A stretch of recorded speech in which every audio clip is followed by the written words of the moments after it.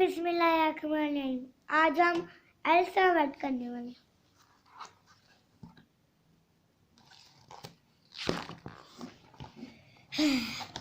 A for apple, A for alligator, A for apple, B for balloon, B for board, B for bear. Yes. C for crowd, C for kite, C for cat, D for dog, D for doll, D for duck. E for egg, E for eagle, E for elephant. F for flower, F for fish, F for frog. F for flower कहते हैं।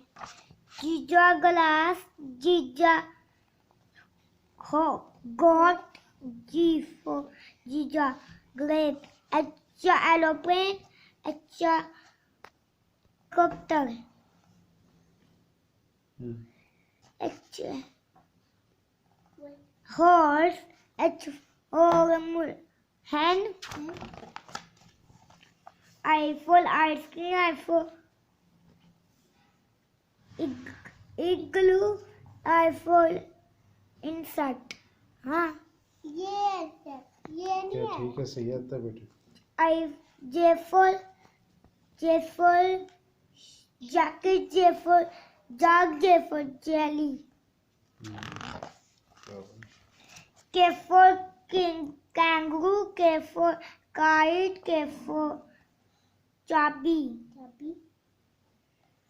L kangaroo, K for kite, K for key. L for limu, L for tiger, L for lion और कौन सा है? monkey, M for mango. N for तो अल्लाह हाफिज कह दो ना कि यहाँ तक कि मुझे आता है बेटे। अल्लाह हाफिज। ठहरो जब कहूँगा।